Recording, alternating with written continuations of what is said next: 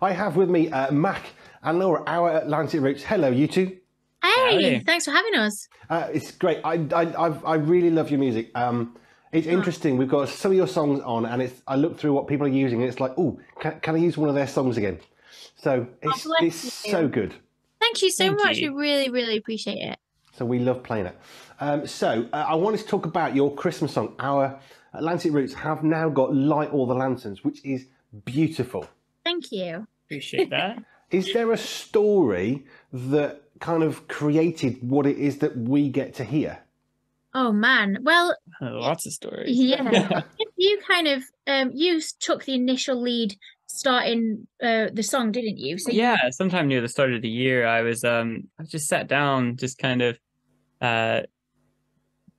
reflecting really about just the previous year and the year ahead, and I was thinking actually this is quite appropriate for like Christmas time, and thinking about like how it's really a season of reflection, but also you're kind of thinking about this is the end of the year, like what next year gonna look like, but also in the midst of all that trying to be present in this fleeting moment we call Christmas every year. So we really love Christmas, don't we? And Yeah, we try absolutely. and be really present and make the most of it. Yeah. But it is this strange time because it's the end of the year, and like Max said, you're reflecting on the year that's gone, thinking about the year ahead, and then in all of it, being aware that Christmas isn't an easy time for everybody. And this is our first Christmas song that we've released, and we've been writing music now for 5 years, but we wanted to, or releasing music for 5 years, I should say, writing for a little bit longer.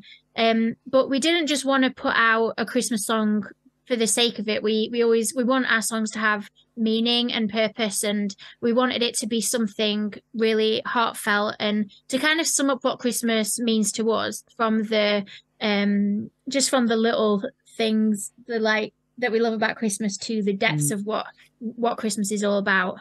So Max started writing that first verse, and that kind of sparked this excitement for the rest of the song. And to be honest, we sat on that first verse for pretty much most of the year, and it came around to September, and we thought, if we're going to release a Christmas song, we need to like finish this as soon as possible, because we need to get into the studio, because like obviously September is late when it comes to like finishing a Christmas song, because you need to be getting it out there in mid-November.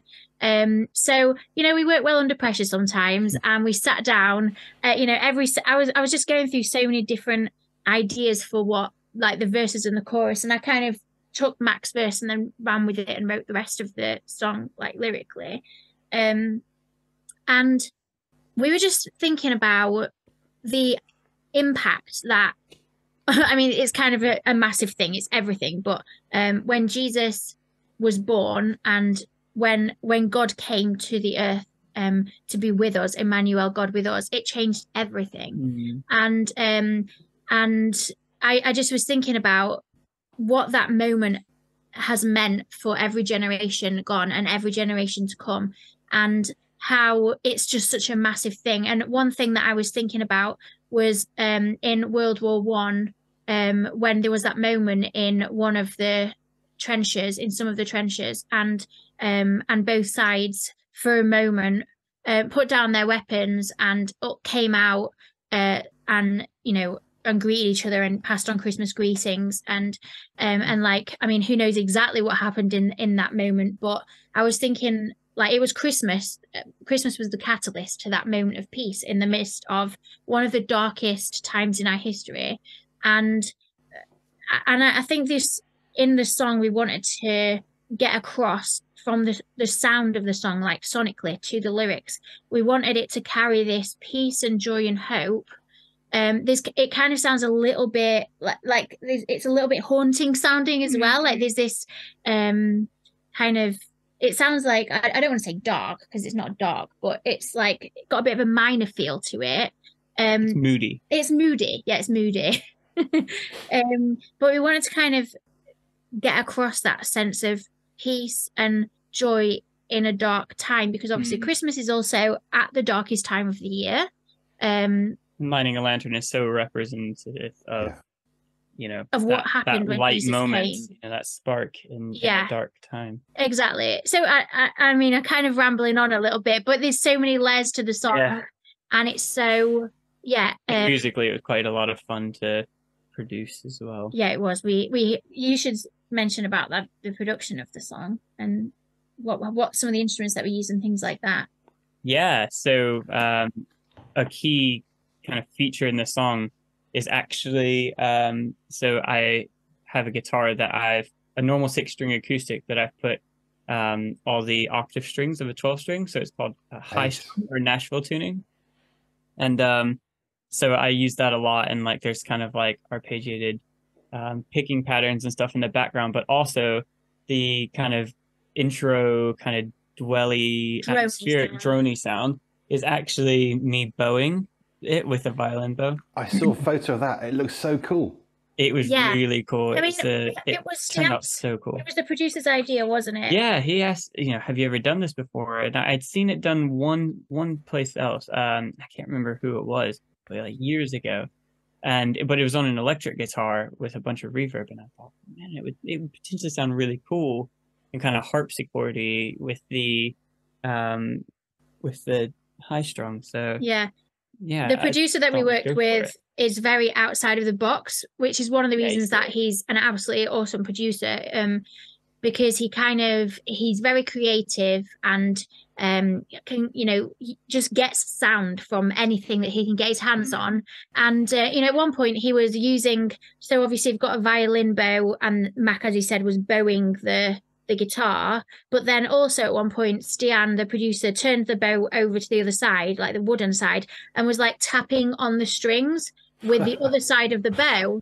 And then, of course, in post-production, you add on reverb and different effects and things, and like just kind of make it peak in the song for a little moment, and suddenly you've got this cool sound and little moments, little Easter eggs that kind of pop up.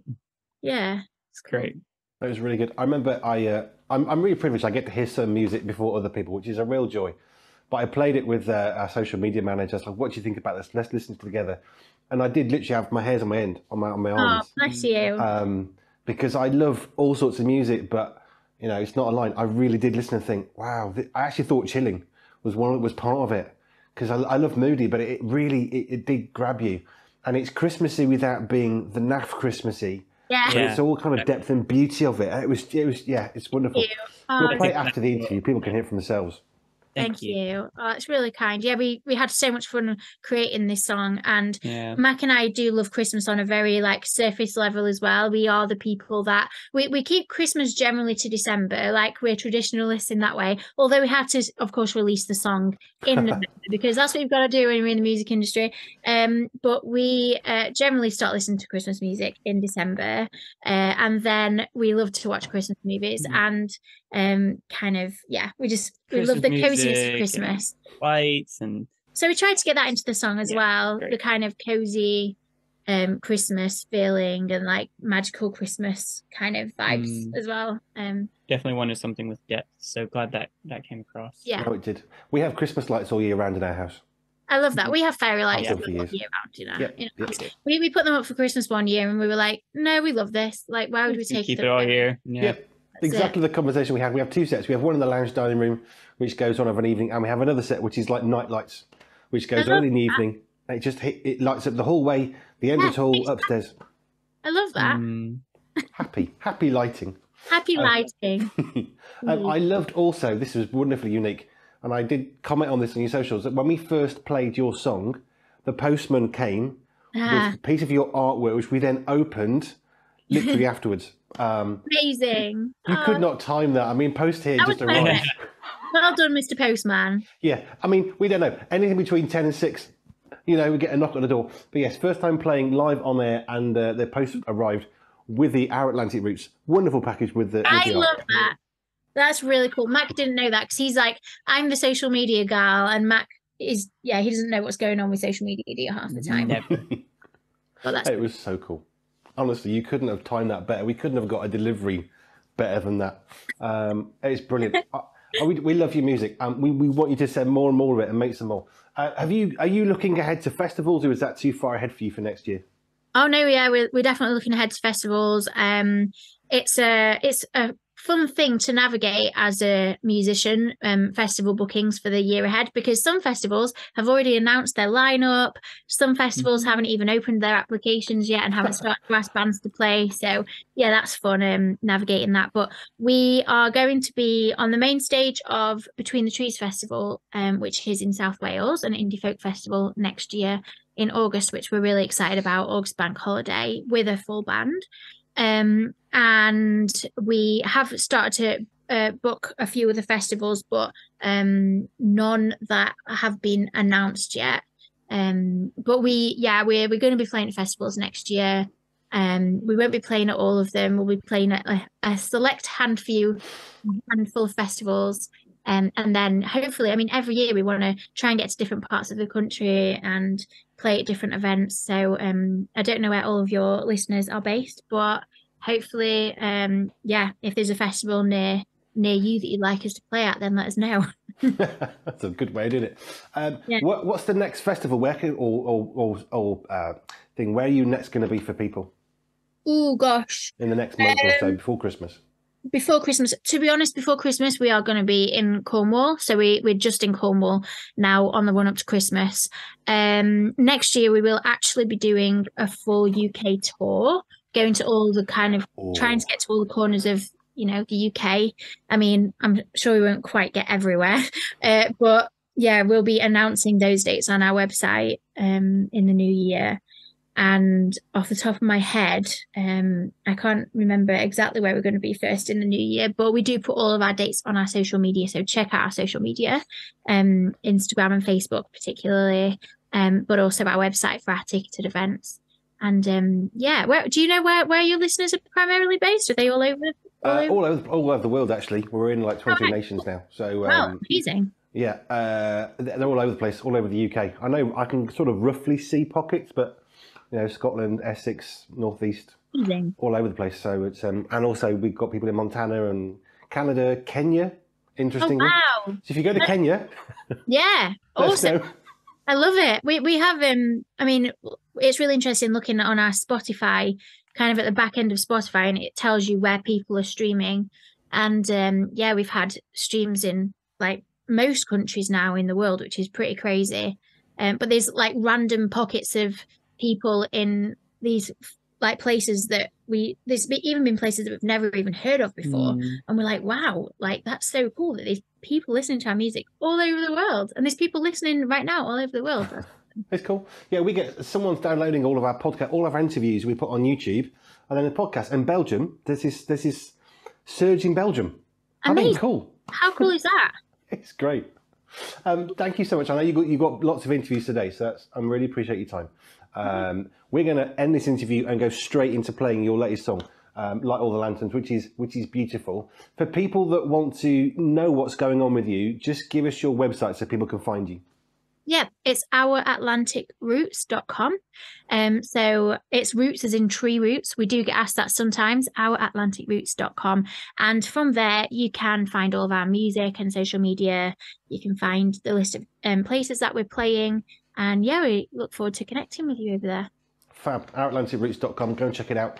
We're going to play straight after this interview. We're going to go straight into Light All the Lanterns because I think it's fab. It's not Christmas yet here at Pure 24/7 Radio, but who cares? Christmas music rocks. Yeah. You like Christmas music? Amazing. Thank you, Matt. Thank you, Laura. I really, really appreciate your time. And we are really valuing your music and your contribution to music generally. It's just beautiful. Thank you. I appreciate that. Thank you so much. God bless. Take care. Bless you.